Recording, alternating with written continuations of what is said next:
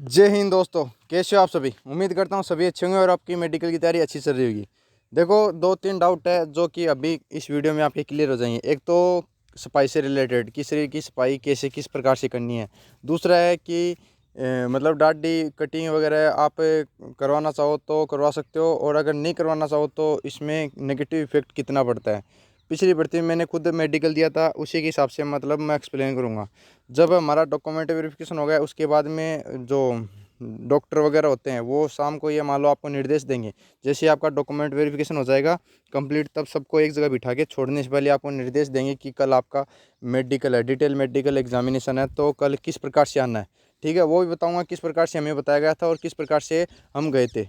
ठीक है, तो उससे पहले बता देता हूँ कि टेलीग्राम ग्रुप है अपना झुंझुनू टीवी नाम से। अगर आप शेखावाटी एरिया से हो, मतलब सिक्कर, चूरू या फिर झुंझुनू या जयपुर कहीं से भी हो, तो उसमें एक बार जुड़ जाओ। एक दूसरे को मैसेज करके पूछ लो। अगर कोई साथी मिलता है आपको तो क्या होता है कि अकेले नहीं जाना पड़ेगा आपको, तो उसके साथ में चले जाओ अगर आपके शहर से है और एक ही डेट को आपका मान लो कि मेडिकल है। ठीक है, इससे क्या होगा, बजट फ्रेंडली हो जाओ। मैं बार बार इसी बात पे जोर देता हूँ क्योंकि इससे क्या होता है कि दो या तीन या चार कितने बंदे अगर इकट्ठे हो पाओ, इकट्ठे होके एक साथ जाओगे तो ये ऐसे होगा कि मान लो कहीं भी आप रुकने की व्यवस्था करो, जैसे होटल वगैरह, वहाँ पे भी मान लो सस्ता पड़ेगा। हर चीज़ में मान लो कि आपको फ़ायदा मिलेगा।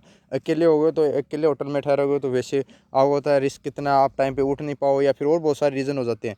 तो एक बार ग्रुप में जुड़ जाएं और वहाँ पे मैसेज करिए, पूछ ले कि हाँ किस प्रकार से कहाँ का आपका मेडिकल है। और बाकी मैंने दो व्हाट्सअप ग्रुप बना दिए, एक तो जोधपुर वालों के लिए, एक अजमेर वालों के लिए।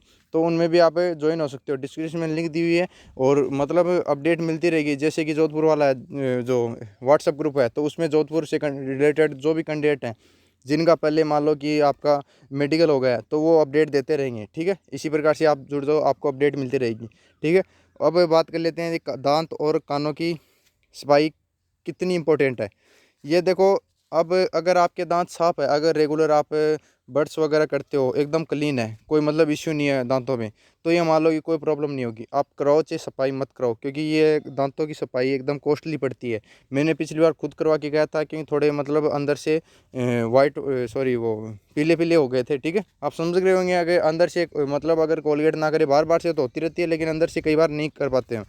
लेकिन ये मान लो कि मैं करवा के गया था, वो 1000 रुपये में पड़ी थी। आपको तक हमेशा कॉस्टली पड़ती है दांतों की सफाई। ठीक है, और दांतों से रिलेटेड ये है कि अगर आपको कोई कैप वगैरह अगर आपने चढ़वाई है तो कोई दिक्कत वाली बात नहीं है, घबराने वाली बात नहीं है। और कुछ ये मतलब सकते में आ गए हैं कि भाई मेरे तो 32 दांत नहीं है। 32 दांत होते नहीं आपके। ये मान लो ये आप जब तक आप 24 25 26 एज पे पहुंचते हो तब जाके आपके 32 दांत उगना स्टार्ट होते हैं। ठीक है, तो 28 दांत काउंट होंगे, उसमें 14 मेडिकल पॉइंट में नहीं है।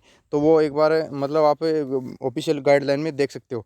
ठीक है, अगर आपको आवश्यकता है कि और मैं दांतों से रिलेटेड कोई वीडियो बनाऊं, तो डिस्क्रिप्शन में मतलब आप लिंक है इंस्टा आई डी, तो वहाँ पे पूछ सकते हो, बाकी कमेंट करके बता सकते हो।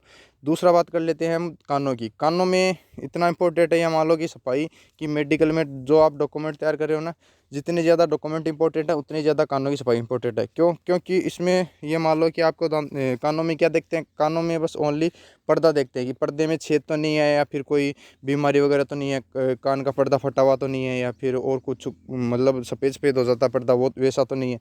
ऐसा देखते हैं उसको। ये मान लो डॉक्टर को ये देखने के लिए प्रॉब्लम नहीं होनी चाहिए, इसलिए कान का जो भी मेल वगैरह होता है वो सफाई करके जानिए। आप घर पे ट्राई मत करें, क्योंकि घर पे ट्राई करोगे तो क्या पता किधर भी चोट वगैरह लग सकती है, जिससे क्या हो गया आपको मतलब ये बाहर भी कर सकते हैं मेडिकल में कि ये अंदर कोई मतलब ब्लड वगैरह आ रहा है, ये रीज़न देखिए। तो प्रॉपर तरीके से आप ये मान लो कि अभी आपके 8 7 दिन है।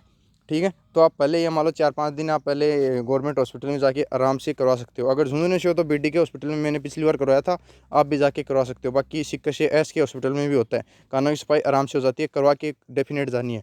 अब बात करते हैं कि आपको और कहाँ कहाँ क्लीनिंग करनी है। आपको मतलब प्राइवेट पार्ट वगैरह जहाँ पे आपके बाल वगैरह एक्स्ट्रा उगे हुए हैं, वो या मान लो कि रिमूव करके जाने हैं। उससे क्या होगा, इससे क्या होगा कि मान लो कि लड़कों के लिए बता रहा हूँ, पेनिस वगैरह चेक करते हैं। ठीक है, तो पेनिस वगैरह चेक करते हैं तो प्रॉपर तरीके से मतलब कोई हाइड्रोसील वगैरह नहीं है, या फिर और कोई मतलब जो भी चेक करते हैं उन्हें ये देखने के लिए मतलब आप जो भी हेयर वगैरह रिमूव करके जानी है प्रॉपर तरीके से।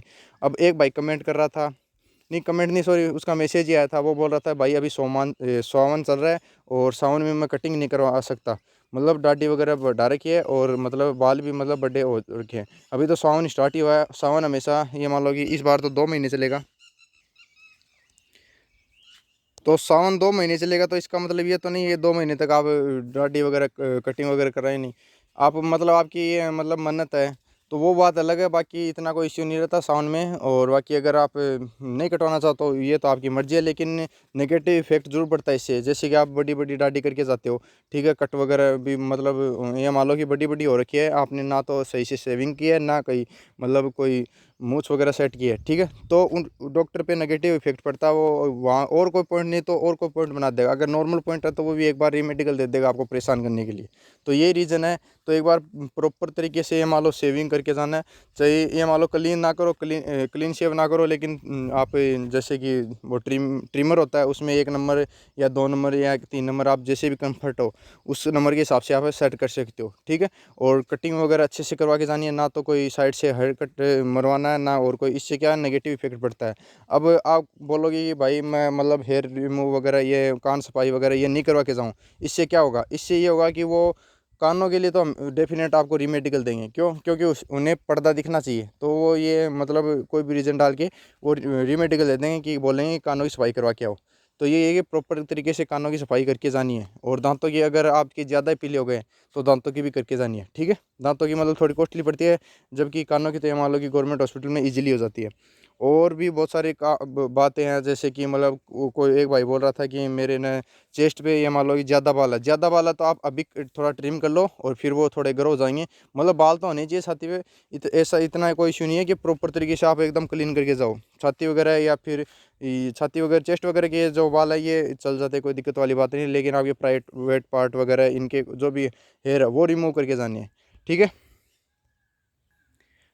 मुझे भी पता है साउंड चल रहा है, लेकिन आपका जो जॉब ये भी तो ज़रूरी है। तो एक बार अगले साउंड में रख लेना। वैसे तो आपकी जॉब लगेगी तो रख ही नहीं पाओगे, लेकिन जो भी है अभी एक बार है रिमूव करा के जो भी मतलब क्लीन शेव वगैरह या फिर जो भी आपको अच्छा लगे उस हिसाब से जाना है।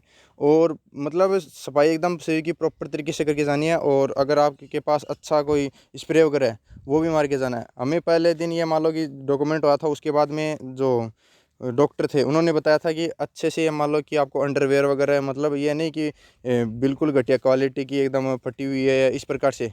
खुद बोला था उन्होंने कि ऐसे प्रकार से नहीं पहन के आनी है। और कुछ भाई बोल रहे थे कि अगर अंडरवेयर वगैरह फटी वगैरह पहन के जाएं तो वो समझेंगे कि ये गरीब बंदा है, तो ये मान लो कि वो फिट कर दें। बिल्कुल ऐसा नहीं है। जो भी भर्ती देख रहे हैं, जो जीडी की भर्ती देख रहे हैं, वो ये मान लो कि मिडिल क्लास फैमिली या जो गरीब परिवार से ही आते हैं, ठीक है। समझ गए होंगे आप क्यों? क्योंकि ये मान लो कि फौजी भर्ती या पुलिस की भर्ती वही देखता है जो कि मतलब उन्हें आस होती है, मिडिल क्लास फैमिली से होती है कि कोई ना कोई जॉब तो मिल ही जाए, ठीक है। और बाकी अगर अपर क्लास फैमिली से आते हो, जैसे कि मान लो कि उच्च श्रेणी से आते हो, उनके मतलब पहले कोई जॉब वगैरह या फिर अच्छा खासा मतलब कोई बिजनेस वगैरह चल रहा है, तो वो तो डिफेंस वगैरह की जॉब क्यों देखेंगे।